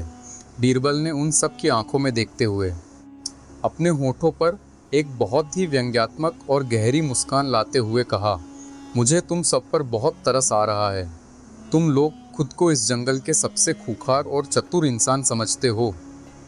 तुम लोग एक ऐसे काल्पनिक खजाने के लिए आपस में कुत्तों की तरह लड़ रहे हो, एक दूसरे का खून बहाने को तैयार हो, जिस खजाने के बारे में तुम जानते तक नहीं। तुम्हारे इसी लालच ने तुम्हें पूरी तरह से अंधा और अपाहिज बना दिया है। तुम सब हार चुके हो, किसी का भी जवाब सही नहीं है। यह सुनते ही डाकुओं के बीच एक भयंकर निराशा और गुस्से की लहर दौड़ गई। जो डाकू सबसे ज़्यादा लड़ रहा था, उसने आगे बढ़कर अपनी लाल आंखों से बीरबल को घूरते हुए कहा, तो फिर तू ही बता दे जादूगर, वो ऐसा कौन सा जादुई खजाना है जिसे कोई चुरा नहीं सकता? और अगर तूने झूठ बोला तो हम आपस में लड़ना छोड़कर सबसे पहले तेरी ही खाल उधेड़ेंगे। बीरबल ने बिल्कुल शांत रहते हुए अपने चेहरे पर एक बहुत ही ज्ञानी और दार्शनिक भाव लाते हुए कहा, सुनो इस दुनिया के सबसे बड़े बेवकूफ़ों, वो खजाना कोई सोना, कोई चांदी, कोई हीरे या कोई जादुई चिराग नहीं है। वो खजाना है ज्ञान विद्या, इंसान की बुद्धि, ज्ञान। पूरे जंगल में जैसे फुसफुसाहटों की एक लहर सी दौड़ गई। डाकुओं के चेहरों पर जो लालच था, वो अब एक भयानक मायूसी और भयंकर सदमे में बदल चुका था। बीरबल ने अपनी बात को एक गुरु की तरह समझाते हुए आगे कहा, हाँ ज्ञान, सोचो और अपने इस बंद दिमाग के दरवाजे खोलो। दुनिया का बड़े से बड़ा राजा, जिसके पास सोने चांदी के पहाड़ हों, वो भी एक ज्ञानी और बुद्धिमान इंसान के सामने अपना सिर झुकाता है। ज्ञान ही वो इकलौता खजाना है जो दुनिया के किसी भी खजाने से बड़ा है। और मेरी पहली याद करो, मैंने कहा था जो बांटने से बढ़ता है। तुम अपना सोना किसी को दोगे तो तुम्हारा सोना कम हो जाएगा, लेकिन अगर तुम अपना ज्ञान, अपनी विद्या किसी को सिखाओगे तो तुम्हारा अपना ज्ञान और भी ज़्यादा बढ़ जाएगा, वो कभी कम नहीं होगा। और सबसे बड़ी बात, तुम लोग डाकू हो, तुम तिजोरियां तोड़ सकते हो, तुम महल लूट सकते हो, तुम लोगों के कपड़े और उनके गहने छीन सकते हो, लेकिन क्या दुनिया का कोई भी बड़े से बड़ा डाकू किसी इंसान के दिमाग में बैठे हुए उसके ज्ञान को चुरा सकता है? नहीं, ज्ञान को ना तो चुराया जा सकता है, ना लूटा जा सकता है, और ना ही उसे जंजीरों में बांधा जा सकता है। यही वो सबसे बड़ा और अमर खजाना है जो तुम्हारे पास कभी नहीं था और ना ही कभी होगा। बीरबल के इन शब्दों ने उन डाकुओं के दिमाग पर किसी बहुत बड़े पत्थर की तरह वार किया था। वो सन्न रह गए। उन्हें अचानक से यह एहसास हुआ कि उनके साथ कितनी बड़ी और कितनी भयानक दिमागी चाल चली गई है। उन्होंने एक खजाने के झूठे लालच में आकर अपनी सारी एकता, अपना सारा भाईचारा और अपने सरदार का सारा रुतबा मिट्टी में मिला दिया था। वो समझ गए थे कि बीरबल ने उनके अंदर छुपे हुए उसी लाच और उनके स्वार्थ का इस्तेमाल उनके ही खिलाफ एक बहुत बड़े हथियार की तरह किया है। अब वो डाकू एक दूसरे की आंखों में आंखें डालने से भी कतरा रहे थे। उनके दिलों में एक दूसरे के लिए जो शक और नफरत का बीज बीरबल ने बोया था, वो अब एक बहुत बड़ा और जहरीला पेड़ बन चुका था। अब उन्हें बीरबल से ज़्यादा खतरा अपने ही बगल में खड़े अपने साथी डाकू से महसूस हो रहा था। वो समझ गए थे कि ये सब दौलत के लालची हैं और खजाने के लिए कभी भी एक दूसरे की पीठ में छुरा घोंप सकते हैं। उनकी वो खौफनाक और अजय फौज, जो मुगलों के लिए एक बुरा सपना थी, वो अब मानसिक रूप से पूरी तरह से टूट चुकी थी। वो सिर्फ शरीर से खड़े थे, लेकिन दिमाग से वो बुरी तरह हार चुके थे। काला डाकू की आंखों में अब वो पहले वाली वहशत नहीं बची थी।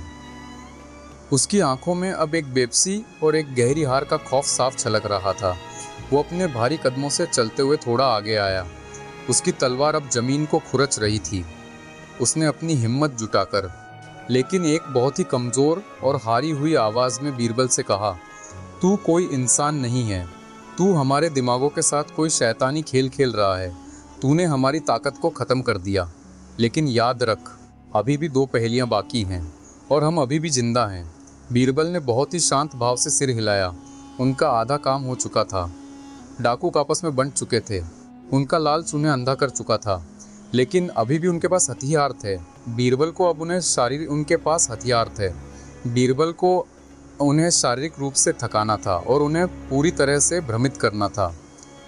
बीरबल ने अपनी सूझबूझ से उन 500 डाकुओं के बीच दूसरे के खून के प्यासे हो गए थे। उनकी एक दूसरे के खून के प्यासे हो गए थे। उनकी एकता टूट चुकी थी और उनका सरदार बेबस था। लेकिन अब वक्त था बीरबल के चौथे और सबसे ज़्यादा थका देने वाले प्रहार का। बीरबल ने अब एक ऐसा खतरनाक दिमागी जाल फेंका जिसने उन डाकुओं को मानसिक रूप से पूरी तरह से निचोड़ कर रख दिया।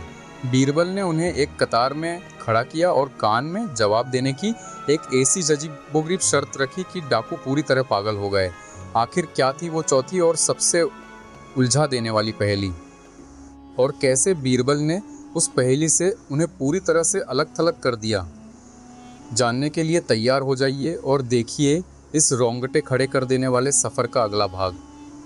उस घने और मनहूस जंगल में अब तक जो हुआ था वह किसी भी साम इंसान की सोच और समझ से बिल्कुल परे था।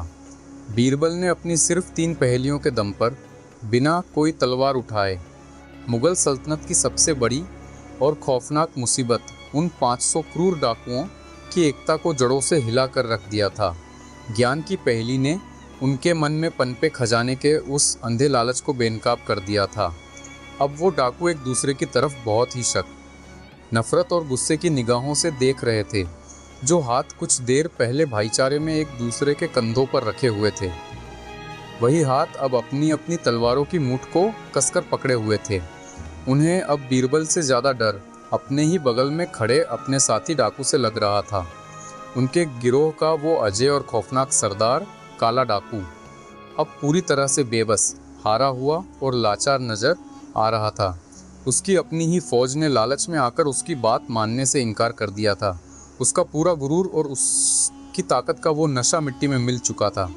लेकिन बीरबल बहुत अच्छी तरह से जानते थे कि खेल अभी पूरी तरह से ख़त्म नहीं हुआ है। एकता टूट चुकी थी, घमंड चकनाचूर हो चुका था, लेकिन उन 500 भेड़ियों के हाथों में अभी भी नंगी और खून की प्यासी तलवारें मौजूद थीं। अगर किसी एक के भी दिमाग में डर या गुस्से का कोई हल्का सा भी चिंगारी सुलग गई तो वो टूटकर बीरबल पर हमला कर सकते थे।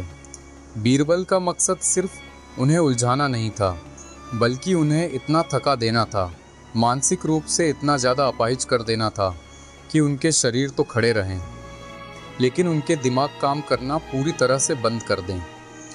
जब इंसान का दिमाग पूरी तरह से भ्रमित हो जाता है, जब वह बुरी तरह उलझ जाता है, तो उसके शरीर की ताकत भी जवाब दे जाती है। बीरबल अब अपने मास्टर प्लान के उस चरण में पहुंच चुके थे जहां उन्हें हर एक डाकू को मानसिक रूप से तोड़ना था और उन्हें पूरी तरह से अलग थलग करना था। बीरबल ने अपने घोड़े की लगाम को थोड़ा ढीला किया। उन्होंने बहुत ही गहरी और ठंडी सांस ली। उनके चेहरे पर अभी भी वही शांत, रहस्यमयी और विजेता वाली मुस्कान थी। बीरबल ने उस भारी सन्नाटे को एक बार फिर अपनी गूंजती हुई और आत्मविश्वास से भरी आवाज़ से तोड़ा। सरदार और मेरे लालची डाकू भाइयों, बीरबल की आवाज़ में अब एक अजीब सा तंज और चुभन थी। तुम लोग अब तक पूरी तरह से नाकाम साबित हुए हो। तुम्हारी तलवारें तुम्हारी समझदारी की कमी को छुपा नहीं सकती। अब वक्त आ गया है मेरी चौथी पहेली का। लेकिन बीरबल ने जानबूझकर अपने वाक्य को अधूरा छोड़ दिया। काला डाकू ने गुस्से से अपनी आंखें सिकोड़ते हुए कहा, लेकिन क्या जादूगर, अब तू कौन सा नया पाखंड रचने वाला है? जल्दी पूछ अपनी पहेली। मेरे साथियों के सब्र का बांध अब टूट रहा है, बीरबल ने बहुत ही शांत भाव से कहा। लेकिन इस बार नियम थोड़ा अलग होगा। पिछली बार जब मैंने पहेली पूछी तो तुम सब आपस में ही कुत्तों की तरह लड़ने लगे थे। तुम एक दूसरे का गला काटने को तैयार हो गए थे। अगर मैं ऐसे ही पहेली पूछूंगा तो तुम सब शोर मचाओगे और कोई किसी की बात नहीं सुन पाएगा। इसलिए मेरी शर्त यह है कि अब कोई भी चिल्लाकर या जोर से जवाब नहीं देगा। तो फिर हम जवाब कैसे देंगे? एक डाकू ने झुंझलाते हुए पूछा। बीरबल ने अपनी उंगली से एक लंबी कतार बनाने का इशारा करते हुए कहा, तुम सब एक के पीछे एक करके एक लंबी कतार में खड़े हो जाओ। मैं अपनी चौथी पहेली पूछूंगा। जिसे भी लगता है कि उसे सही जवाब पता है, वह एक एक करके आगे आएगा और मेरे घोड़े के पास आकर बहुत ही धीरे से सिर्फ मेरे कान में अपना जवाब बताएगा। अगर उसका जवाब सही हुआ तो मैं उसे वहीं रोक लूँगा और वो जीत जाएगा। लेकिन अगर उसका जवाब गलत हुआ तो उसे वापस जाकर उस कतार के बिल्कुल पीछे खड़ा होना पड़ेगा और कोई भी इंसान किसी दूसरे को अपना जवाब नहीं बताएगा। समझ गए? यह एक बहुत ही अजीब और अटपटी सी शर्त थी। डाकुओं को समझ नहीं आ रहा था कि बीरबल आखिर करना क्या चाहते हैं, लेकिन बीरबल की बातों का उन पर एक ऐसा गहरा मनोवैज्ञानिक सम्मोहन हो चुका था कि वो बिना सोचे समझे उनके इशारों पर कठपुतलियों की तरह नाचने लगे थे। वो यह भूल ही गए थे कि वो यहाँ बीरबल को मारने आए थे, बीरबल के हुक्म मानने नहीं। काला डाकू ने अपने साथियों की तरफ देखा। उसे लगा कि शायद इस तरीके से कोई एक डाकू सही जवाब दे दे और उनकी इज्जत बच जाए। उसने बिना कुछ सोचे समझे सिर हिलाकर अपनी रजामंदी दे दी और अपने भारी हाथों से इशारा करते हुए अपने साथियों पर चिल्लाया, सुना तुम सबने? चलो, जैसे यह कह रहा है वैसे ही एक के पीछे खड़े हो जाओ। और खबरदार, जो किसी ने कोई बेवकूफ़ी की देखते ही देखते वो 500 खूंखार डाकू जो किसी भी नियम या कानून को नहीं मानते थे, वो किसी डरे हुए स्कूली बच्चों की तरह एक लंबी कतार में खड़े हो गए। बीरबल का यह मनोवैज्ञानिक दांव बहुत बड़ा और गहरा था। भीड़ हमेशा एक साथ सोचती है और एक साथ हमला करती है, लेकिन जब इंसान एक कतार में खड़ा होता है तो वह भीड़ का हिस्सा नहीं रहता, वह एक अकेला इंसान बन जाता है। बीरबल ने उनकी सामूहिक ताकत को पूरी तरह से तोड़कर उन्हें व्यक्तिगत रूप से अकेला कर दिया था। अब हर डाकू सिर्फ अपने बारे में सोच रहा था। जब कतार बन गई तो बीरबल ने अपनी आंखें बंद की और फिर बहुत ही स्पष्ट और उलझा देने वाले शब्दों में अपनी चौथी पहेली पूछी। ध्यान से सुनो, मेरी चौथी पहेली है, वो क्या है जो तुम जितना ज़्यादा बांटोगे वो उतनी ही तेज़ी से बढ़ेगा, लेकिन अगर तुमने उसे बांटना बंद कर दिया तो वो पूरी तरह से ख़त्म हो जाएगा और तुम्हारी ज़िंदगी वीरान हो जाएगी। वो कोई खजाना नहीं है, वो कोई दौलत नहीं है, वो ऐसी चीज़ है जो इंसान के दिल से पैदा होती है और दुनिया के हर दर्द को मिटा सकती है। बताओ वो क्या है? यह पहेली ज्ञान वाली पहेली से काफ़ी मिलती जुलती थी, लेकिन इसका सार बिल्कुल अलग था। डाकुओं के सीधे और हिंसक दिमाग के लिए यह किसी अभेद्य किले को तोड़ने से भी ज़्यादा मुश्किल काम था। उनका पूरा जीवन सिर्फ छीनने, लूटने और दर्द देने में बीता था। उन्होंने कभी किसी को कुछ बांटा नहीं था। बांटना और दिल से पैदा होना जैसी बातें उनकी समझ और उनके अनुभव से कोसों दूर थी। सबसे पहले कतार में आगे खड़ा एक बहुत ही खूंखार शक्ल वाला डाकू आगे आया। उसके चेहरे पर बहुत आत्मविश्वास था। वह बीरबल के घोड़े के करीब आया और उसने बीरबल के कान में फुसफुसाते हुए कहा, जहर जहर बांटो तो वो शरीर में बढ़ता है, और अगर नहीं दोगे तो इंसान जिंदा रहेगा। बीरबल ने मुस्कुराते हुए अपना सिर इंकार में हिलाया और उसे वापस पीछे जाने का इशारा किया। डाकू का मुंह लटक गया और वह मायूस होकर कतार के सबसे पीछे जाकर खड़ा हो गया। फिर दूसरा डाकू आया। उसने कान में कहा, बीमारी बीमारी बांटने से बढ़ती है। बीरबल ने उसे भी गलत बताकर पीछे भेज दिया। अब शुरू हुआ दुनिया का सबसे थका देने वाला और भ्रमित करने वाला खेल। एक के बाद एक डाकू आगे आता। बीरबल के कान में कोई बहुत ही बेतुका और अजीबोगरीब जवाब देता। कोई आग कहता, कोई नफरत कहता, तो कोई खौफ कहता। ये सब वो चीज़ें थीं जो उन्होंने अपनी पूरी जिंदगी बांटी थीं। लेकिन बीरबल हर किसी को गलत कहकर वापस कतार के पीछे भेज देते। समय बीतता जा रहा था। जंगल में एक अजीब सी खामोशी और सिर्फ कदमों की आहट थी। एक डाकू अपनी बारी का इंतज़ार करता, फिर आगे जाता, गलत जवाब देता और फिर लंबी कतार के पीछे जाकर खड़ा हो जाता। फिर अपनी बारी आने का घंटों इंतज़ार करता। यह प्रक्रिया एक अंतहीन चक्र की तरह चलती रही। यह कोई शारीरिक लड़ाई नहीं थी, लेकिन यह दिमागी तौर पर इतनी ज़्यादा थकाऊ और उलझाने वाली थी कि डाकुओं के पसीने छूटने लगे। उनके दिमाग सुन्न पड़ने लगे। उन्हें समझ नहीं आ रहा था कि आखिर इस पहेली का सही जवाब क्या हो सकता है। कोई भी सही जवाब के आसपास भी नहीं पहुंच पा रहा था। जो डाकू जीवन भर सिर्फ खून खराबा करते थे, वो अब दार्शनिक और गहरी बातों पर अपने दिमाग के घोड़े दौड़ा दौड़ा कर थक चुके थे। उनकी आंखें भारी होने लगी थी, उनके कंधे झुक गए थे और उनके हाथों से उनके हथियार फिसलने लगे थे। काला डाकू खुद 3 बार आगे आ चुका था। उसने हर बार कोई नया जवाब सोचा, लेकिन बीरबल ने उसे हर बार गलत साबित कर दिया। उसकी हालत अब किसी पिटे हुए और हारे हुए जुआरी जैसी हो गई थी। वह समझ नहीं पा रहा था कि यह इंसान क्या बला है। घंटों की इस दिमागी कसरत और लगातार लाइन में चलने की वजह से डाकुओं की सारी शारीरिक और मानसिक ऊर्जा पूरी तरह से निचोड़ ली गई थी। वो अब बुरी तरह से हाँफ रहे थे।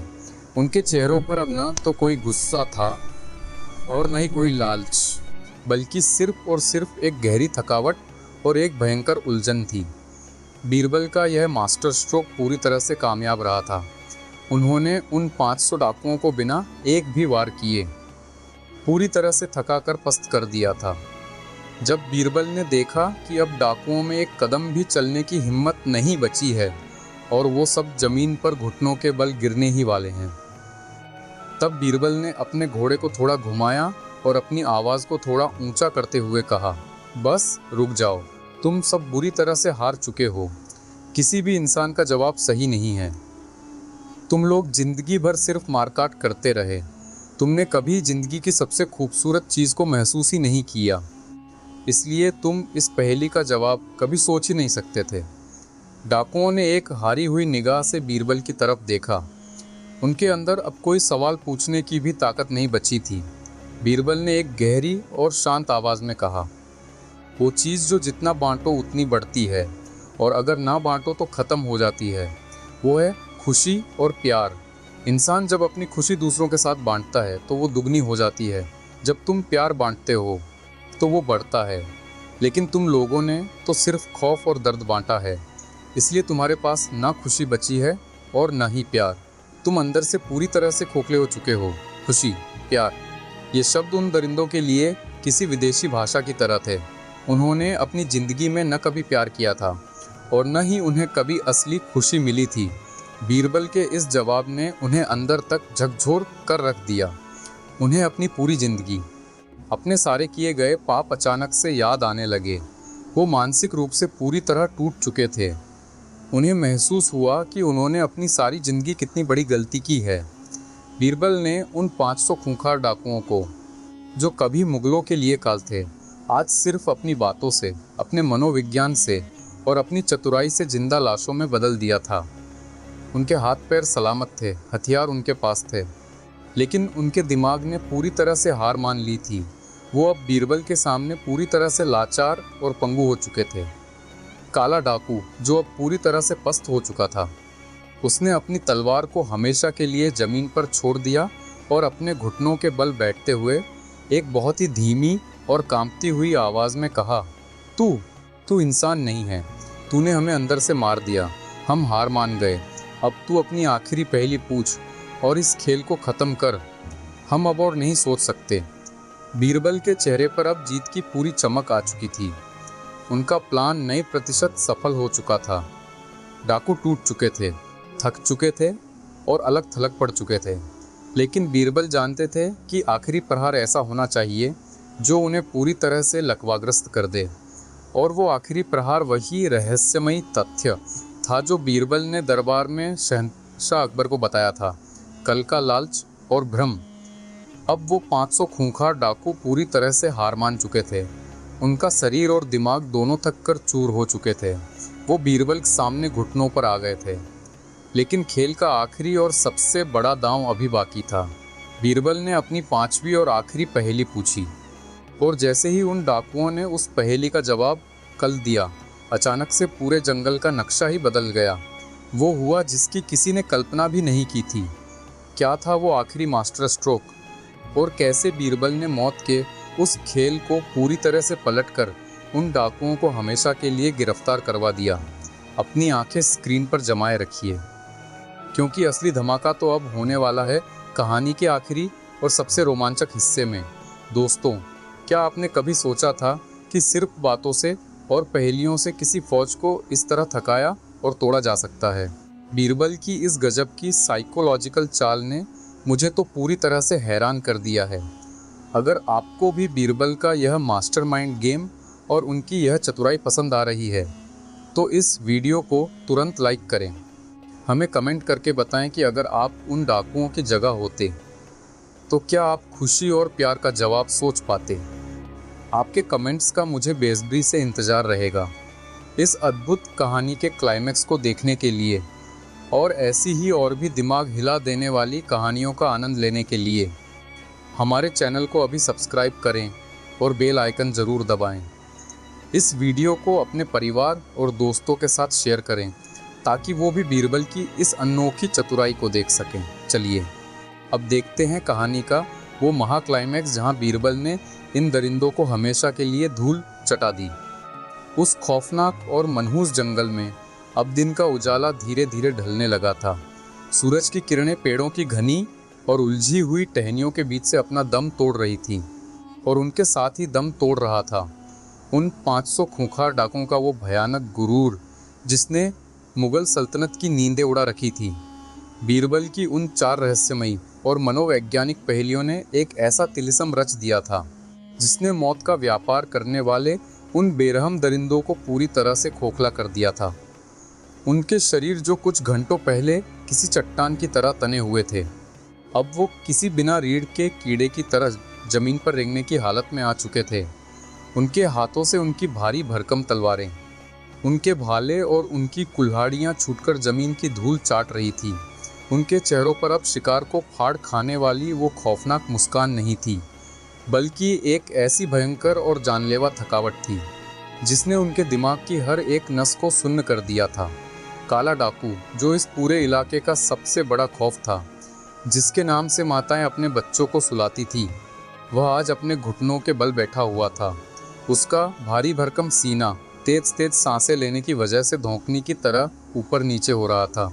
उसकी आंखें लाल हो चुकी थीं और उनमें अब सिर्फ एक खालीपन, एक हार और एक बेबसी नजर आ रही थी।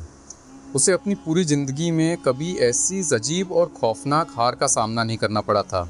उसने बड़ी बड़ी फौजों को काटा था, उसने तीरों की बारिश का सीना तानकर सामना किया था, लेकिन आज एक अकेले निहत्थे इंसान के सिर्फ कुछ शब्दों ने उसे और उसकी पूरी फौज को मानसिक रूप से इस कदर लकवाग्रस्त कर दिया था कि वो अपनी जगह से 1 इंच भी हिलने की ताकत नहीं जुटा पा रहे थे। जंगल में अब हवा का हर झोंका भी उन्हें एक भारी बोझ की तरह लग रहा था। वो 500 डाकू जो आपस में एक दूसरे के खून के प्यासे हो चुके थे, जो लंबी कतार में खड़े होकर पागलों की तरह जवाब सोच सोच कर थक चुके थे। वो सब अब सिर्फ इस भयानक दिमागी खेल के ख़त्म होने का इंतज़ार कर रहे थे। उन्हें अब किसी खजाने का लालच नहीं था, उन्हें अब अपनी इज्जत की कोई परवाह नहीं थी। उन्हें तो बस अपने इस थके हुए और सुन्न पड़ चुके दिमाग को कुछ पल का आराम देना था। बीरबल अपने घोड़े पर बिल्कुल सीधे, एक विजेता की तरह बैठे हुए थे। उनके चेहरे की वो रहस्यमयी मुस्कान अब एक गहरी और अचूक जीत के यकीन में बदल चुकी थी। उन्होंने ढलते हुए सूरज की तरफ देखा और फिर जंगल के चारों तरफ नज़र घुमाई। जंगल में अब एक अजीब सी शांति थी। बीरबल जानते थे कि उनका काम अब पूरा हो चुका है। उन्होंने जिस उद्देश्य से खुद को मौत के इस कुएं में धकेला था, वह उद्देश्य अब अपने बिल्कुल अंतिम और सबसे खतरनाक मुकाम पर पहुंच चुका था।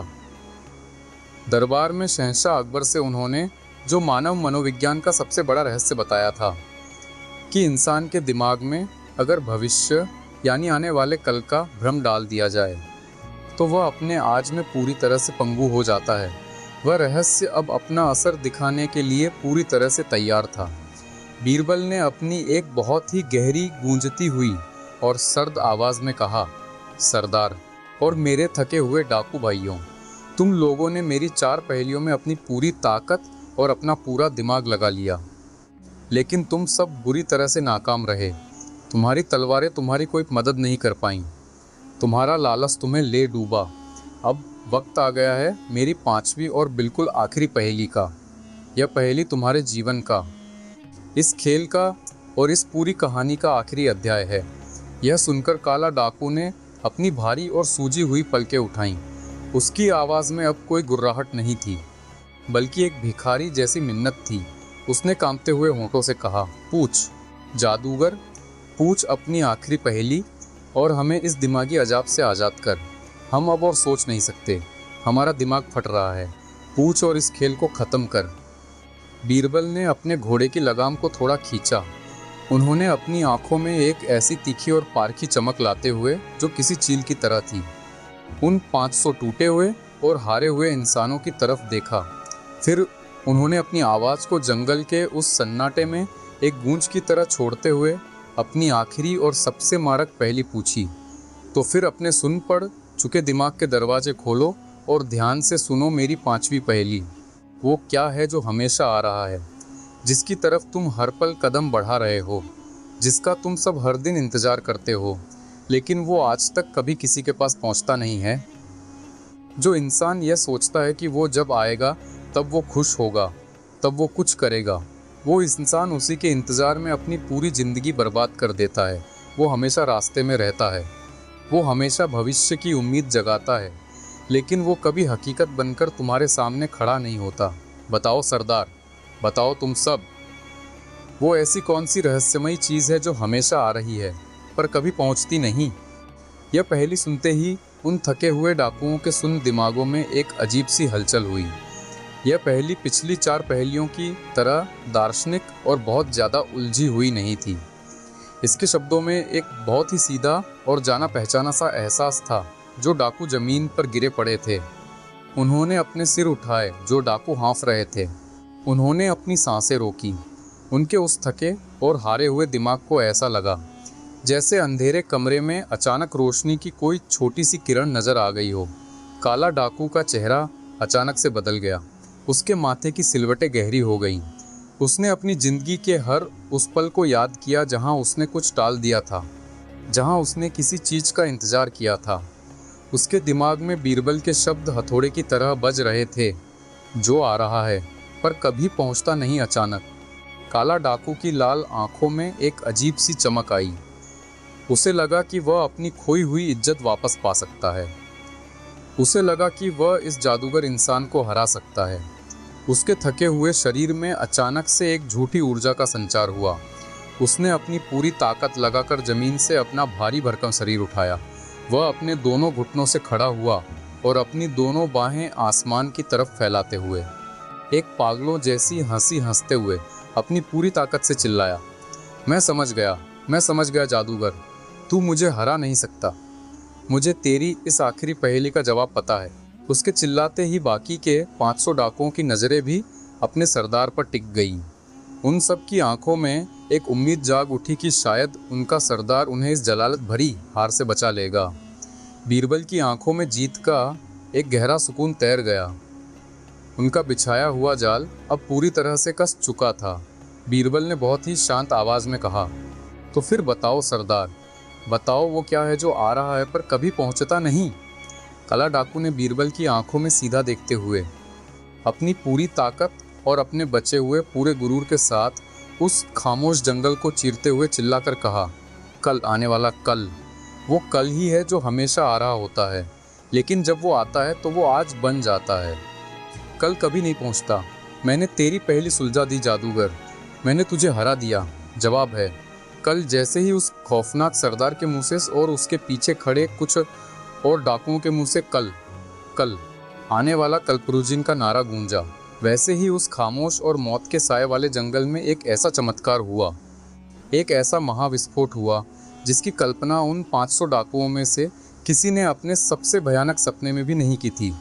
कल यही वो इकलौता शब्द था, यही वो इकलौता संकेत था जिसका बीरबल और मुगल फौज का हर एक सिपाही सुबह से इंतजार कर रहा था।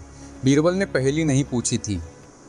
बीरबल ने उन डाकुओं के ही मुंह से अपनी फौज को हमले का वो गुप्त इशारा बुलवाया था। जैसे ही कल शब्द जंगल की हवाओं में गूंजा, अचानक से इस जंगल का पूरा नक्शा पलट गया।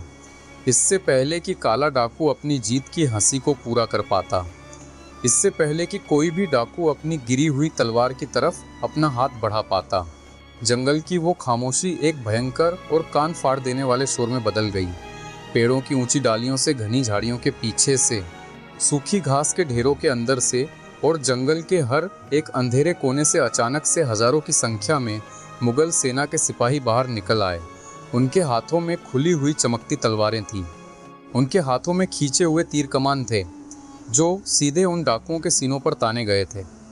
मुगल सेनापति अपने भारी जिरहबख्तर के साथ अपने घोड़े पर सवार होकर झाड़ियों को चीरते हुए बिल्कुल काला डाकू के सामने आकर खड़े हो गए।